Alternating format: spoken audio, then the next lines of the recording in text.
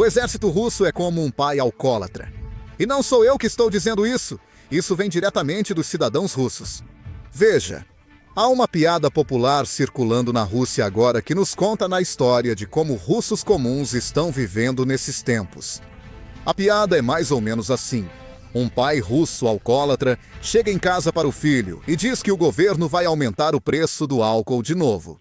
O filho responde, perguntando: "Então, isso significa que você vai começar a beber menos, pai?" O pai responde: "Não, quer dizer que você vai comer menos." Essa é exatamente a situação em que a população russa se encontra. Veja, o exército russo é como um pai alcoólatra que não consegue parar de consumir os recursos e o dinheiro que a população russa precisa desesperadamente para sobreviver. Tenho certeza de que a maioria já sabe que isso é verdade há 75 anos. Mas no último mês, esse problema ficou mais intenso. E isso se deve ao aumento dos ataques da Ucrânia contra as refinarias russas. No mês passado, em agosto, a Ucrânia realizou ataques bem-sucedidos contra 20 refinarias russas diferentes, eliminando de 10 a 25% da capacidade de refino da Rússia, apenas usando drones aéreos. Por isso, os preços dos combustíveis na Rússia sobem e várias regiões enfrentam escassez. Mas não é o exército russo que vai pagar o preço desses ataques ucranianos. Agora, não consigo pensar em ninguém melhor para explicar isso do que o professor Michael Clark. Conversamos neste fim de semana e ele explicou tudo. Vamos ouvir. Curta! A Ucrânia acha que tem uma estratégia para vencer, e isso envolve atacar a capacidade de refino de petróleo da Rússia. Isso está fazendo diferença nas linhas de frente? E se sim, quanta diferença faz? Temos o hábito de exagerar, especialmente em círculos pró-Ucrânia. Gostaria de saber sua opinião sobre a real dimensão disso. Bem, eles estão impactando a capacidade de refino ucraniana da Rússia. Está em queda. Eles impactaram entre 10% e 20%, segundo o Pentágono ou a Casa Branca americana. Não tenho certeza de onde eles tiraram esse número, mas certamente 10% e talvez mais. Então, com certeza, isso foi afetado. O preço do atacado da gasolina, o preço do atacado na Rússia, aumentou 55% desde o começo deste ano e vai continuar subindo.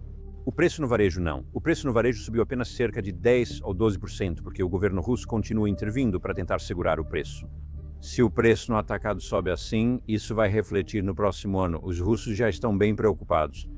Tanto que, pelo que eu entendo, e vou dizer apenas que é o que eu entendo, os russos estão fazendo algumas aproximações com os ucranianos para dizer: nós vamos parar de atacar sua infraestrutura de energia se vocês pararem de atacar nossas refinarias. Eu não sei se isso é verdade, mas acredito que há pessoas que acham que é verdade. E faz sentido que os russos estejam ficando bastante preocupados com o efeito na economia doméstica da campanha contra as refinarias de petróleo que os ucranianos realizaram. Sua pergunta foi: isso vai afetar a linha de frente? A resposta é que não diretamente, pois os russos sempre priorizam o combustível para a linha de frente. A maioria dos veículos deles usa diesel, não gasolina, que é um processo diferente. Mesmo com escassez, eles garantem o suficiente para a linha de frente. Isso não afeta diretamente o suprimento de combustível da Rússia, mas certamente impacta a sua economia. Isso já preocupa os russos e aumenta as pressões. A economia russa enfrentará tempos difíceis do fim deste ano ao próximo. É por isso que, se as sanções forem mantidas com a mesma rigidez com que foram impostas em 2020 e 2023, então elas realmente terão um efeito muito maior sobre a economia. A ironia é que os americanos parecem prontos para aliviar as sanções contra a Rússia justamente quando elas teriam mais impacto no governo russo. E a campanha contra as refinarias de petróleo que os ucranianos estão travando é bem-sucedida em seus próprios termos, mas só é bem-sucedida de forma indireta em relação ao que está acontecendo na própria Ucrânia. A economia russa certamente enfrenta tempos difíceis. E não é apenas meu otimismo ocidental dizendo isso. Sei que muitos já estão cansados de ouvir que a economia russa está colapsando, pois dizemos isso desde o início da invasão. Mas o interessante é que essas notícias estão vindo de dentro da própria Rússia, onde agora estamos vendo grandes CEOs falando publicamente contra a economia russa, e contradizendo Vladimir Putin, e contradizendo o que Putin está dizendo aos cidadãos russos. Veja, um confronto recente entre Putin e um grande Chief Executive Officer de banco russo, German Gref, mostra o crescente distanciamento entre o Kremlin e a comunidade econômica da Rússia. Agora, esse cara, Gref, não é um Chief Executive Officer de banco qualquer. Ele é o chefe do maior banco da Rússia. Ele declarou publicamente no Fórum Econômico Oriental, há 10 dias, que o crescimento do produto interno bruto russo caiu para quase zero, após forte queda em abril e junho. Segundo ele, e cito, o segundo trimestre pode ser visto como estagnação técnica. Fim da citação. Agora, Putin, é claro, não ficou feliz com isso porque as pessoas estão prestando atenção no que o Chief Executive Officer do maior banco está dizendo. E Putin basicamente rebateu os comentários que esse Chief Executive Officer fez. Putin afirma que a desaceleração do crescimento econômico é positiva, pois indica menor inflação. E, claro, quem não gosta de uma inflação mais baixa? Agora! Algo assim é raro na Rússia. Vocês sabem, pessoas, especialmente CEOs, caem de prédios com frequência. E agora estamos vendo Putin sendo questionado publicamente sobre declarações feitas por um Chief Executive Officer de banco e Putin rebatendo essa declaração. Além disso, destaco algo. Esse cara, o Chief Executive Officer do maior banco, GREF, ele sabe que seu apartamento está cercado de prédios. Por isso foi diplomático em suas declarações. Ele não quis acusar Putin ou o Serviço Federal de Segurança de destruir a economia russa. Tudo o que ele estava tentando dizer é que a economia está passando por dificuldades e precisamos fazer algo a respeito. Isso não foi dito por alguém anti-Rússia ou pró-Ucrânia. Não. Esse cara quer que a economia russa tenha sucesso e está apontando publicamente que, olha, tem algo errado e precisamos consertar isso. Claramente, isso mostra que algo está profundamente errado e que algo drástico está prestes a acontecer na economia russa se as coisas não forem corrigidas rapidamente. E eu digo isso porque a Rússia realmente não está divulgando muitos dados sobre a sua economia. Historicamente, sempre soubemos que os dados divulgados por Rússia, China e Coreia do Norte nem sempre são precisos. Sabemos que eles manipulavam os dados para que tudo parecesse melhor do que era, mas ainda assim, os dados divulgados nos davam uma ideia da situação. Não precisamos dos números exatos, mas a tendência diria algo. Se a Rússia afirma que a economia cresceu muito em um ano, mas no seguinte foi menor. Mesmo sem confiar nos números russos, dá para ver que a economia enfrenta dificuldades se eles admitem publicamente a desaceleração do crescimento. Bem, desde 2022, Putin parou de divulgar praticamente todos os dados importantes relacionados à economia russa, exceto o número do crescimento econômico russo. Isso mostrava que a economia russa crescia todos os anos, mesmo com as sanções ocidentais. Era assim que Putin mostrava ao mundo. Suas sanções não afetam nossa economia. Podemos continuar essa guerra enquanto a economia vai bem. Agora, os propagandistas russos aproveitaram esse número de crescimento do produto interno bruto porque queriam apenas repetir o que Putin estava dizendo a eles. Eles começaram a dizer que a economia da Rússia cresce mais rápido que muitas nações ocidentais. Então, talvez devêssemos desistir de todo esse regime de sanções e simplesmente reintegrar a Rússia ao mundo ocidental. Enquanto Putin e seu exército estão matando cidadãos ucranianos inocentes dentro da Ucrânia. Mas, veja, o motivo pelo qual a economia russa estava crescendo é porque Putin estava imprimindo dinheiro. Ele estava gastando tanto com o setor militar e de defesa que isso estava canibalizando todas as outras indústrias na Rússia. Mas, a curto prazo, a economia russa estava crescendo por causa disso. Agora sabemos que essa não é uma estratégia sustentável para a prosperidade nacional. A União Soviética é um exemplo perfeito disso. E parece que agora chegou o momento em que imprimir dinheiro e gastar apenas com o setor militar não vai continuar fazendo a economia crescer. Na verdade, agora podemos ver as rachaduras acontecendo em outros setores. Mesmo assim, não sabemos exatamente quão grave é a situação, porque a Rússia não está divulgando todos os dados.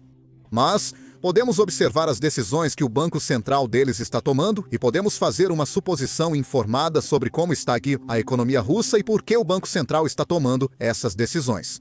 Uma boa analogia para explicar esse processo é: se eu disser que estou em déficit calórico, mesmo sem você saber meu peso, dá para perceber que tento emagrecer, então devo estar acima do peso.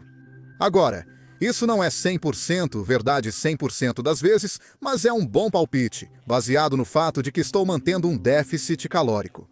Vamos analisar as ações do Banco Central da Rússia com a taxa de juros para entender a saúde econômica e a inflação do país. Agora, há 3 coisas que sabemos sobre a economia russa. Primeiro, sabemos, é claro, que a inflação está alta. Mas, felizmente para os russos e para Putin, ela está realmente caindo. Se compararmos com alguns meses atrás, ainda não está em um nível saudável. Segundo as estatísticas divulgadas pela Rússia, está entre 8% e 9%. Mas isso é menos do que há alguns meses, quando chegava a 18%, 19%, 20%. Além disso, sabemos que o desemprego está muito baixo na Rússia. O motivo disso é simples. A Rússia está oferecendo grandes bônus para todos que entram no exército. Isso está ajudando. Mais de 1 milhão de russos, principalmente em idade ativa, deixaram o país. Porque não queriam participar da guerra, nem ser convocados pelo recrutamento anunciado por Putin em 2022. E o terceiro motivo também tem a ver com a guerra. O governo russo está financiando muitos negócios para apoiar seu exército, apoiar a economia de guerra. E esses negócios estão produzindo coisas de defesa, equipamentos, armas, coisas assim. E eles estão contratando pessoas aos montes. Eles querem contratar o máximo de pessoas possível. Assim, podem produzir muitas coisas para o governo e receber o dinheiro dos contratos governamentais. Agora, por isso tudo, o desemprego está muito baixo. Mas o crescimento econômico agora parece estar desacelerando, como acabamos de mencionar no início deste vídeo. O desafio do Banco Central russo agora é a desaceleração do crescimento econômico. Mas a inflação ainda estar alta apresenta um dilema muito problemático. Veja, quando a inflação está alta, qualquer banco central deve aumentar a taxa de juros para desacelerar a atividade econômica e, com sorte, reduzir a inflação. A inflação é algo muito perigoso. Como Charlie Munger disse uma vez, a inflação é como as civilizações acabam. E, claro, Putin não gostaria de ver isso acontecer durante seu governo. Então, ele não quer que a inflação saia do controle. Mas para Putin e o Banco Central, o problema é que a economia também desacelera. Isso significa que eles precisam baixar a taxa de juros para aumentar a atividade econômica ou estimular a economia para que ela cresça, mas precisam aumentar a taxa de juros para desacelerar a inflação. Agora, esse já é um problema difícil por si só, e o Banco Central precisa lidar com isso da maneira que achar melhor. Mas esse problema ficou ainda mais difícil para o Banco Central por causa da política que tem acontecido na Rússia. Veja, Putin criticou publicamente a chefe do Banco Central por não cortar as taxas de juros, dizendo que ela precisa reduzir a taxa de juros, porque queremos aumentar o crescimento econômico para a grande nação russa. Ele fez isso publicamente várias vezes. Lembro que no fim do ano passado, ele culpava o Banco Central pelo colapso da economia russa. Mas ele ignora que o Banco Central da Rússia não corta a taxa de juros porque Putin segue imprimindo dinheiro para financiar a invasão. Como se isso já não fosse ruim o suficiente, nós tínhamos muitos oligarcas russos que são muito poderosos na Rússia e que fazem parte do círculo íntimo de Putin. Eles vieram a público e pressionaram o presidente do Banco Central da Rússia. Ei, corte a taxa de juros. Queremos construir fábricas e atrair investimentos para o país. Isso é difícil quando há 18%. Agora, esses oligarcas tinham motivos egoístas para fazer esse argumento. Veja, esses oligarcas começaram a perceber que a guerra não vai durar para sempre. Isso significa que o bolso do governo, isso significa que os gastos do governo vão parar muito em breve. Eles queriam lucrar ao máximo, investindo em mais fábricas para obter contratos do governo e ganhar mais dinheiro. Mas isso é muito difícil de fazer quando há 18%. Então, eles querem que o Banco Central reduza a taxa de juros. O YouTube acabou de fazer um anúncio de cair o queixo. Está pagando 64 milhões de dólares por dia aos criadores. Por quê? Bem, porque o YouTube não tem criadores suficientes. Por isso você vê vídeos na página inicial com menos de 1000 visualizações como este. Claro, isso não quer dizer que todos devam criar um canal. Se você já pensou em criar um canal no YouTube ou sem mostrar o rosto, este é o momento ideal. O YouTube paga milhões de dólares diariamente aos criadores e está promovendo canais novos e menores mais do que nunca. Mas tenho certeza de que você tem muitas dúvidas sobre como começar e crescer um canal. Recebemos perguntas por e-mail de muitos de vocês constantemente. Por isso, reunimos todos os nossos conselhos sobre o YouTube em um único vídeo gratuito na plataforma. Então, se você é alguém interessado em começar seu próprio canal, pode assistir a esse vídeo aqui no YouTube, clicando no link na descrição ou no card na sua tela. Esse foi um trabalho muito difícil para o Banco Central. A governadora chamada Elvira Nabiulina. Agora, ela é realmente uma governadora muito competente. É, na verdade, uma das mais respeitadas do mundo. Porque ela realmente conseguiu administrar a economia russa muito bem, desde que Putin começou sua invasão sem sentido. Mas veja, ela estava cansada dessa política, então ela realmente entregou sua carta de demissão para Putin. Mas Putin percebeu que não podia perdê-la porque ela é uma das poucas salvação da economia russa. Felizmente, com competência e sorte, Putin recusou a demissão e deu mais liberdade a ela. Ele basicamente disse: "Ei, vamos fazer alguns comentários em público, porque isso é apenas política. Mas você pode fazer o que achar melhor para a economia russa." E recentemente, ela tomou uma decisão que nos diz muito sobre para onde a economia russa está indo. Ela reduziu a taxa de juros na Rússia para 17%. O corte foi só de 1% de 18% para 17%. Não é um corte grande, mas nos mostra onde o Banco Central está focando. O Banco Central da Rússia quer que a economia cresça novamente. Agora, muitas pessoas realmente esperavam que o corte fosse muito maior do que esse. O corte de apenas 1% mostra que ela ainda se preocupa com a inflação, que está caindo. Mas não está onde o Banco Central queria. E ela pode voltar a subir muito rapidamente, especialmente considerando as sanções secundárias. Falando sobre sanções secundárias no comunicado. Ao anunciar o corte, ela explicou o motivo. Segundo o comunicado, ela admite que a economia russa desacelera, mas continua crescendo.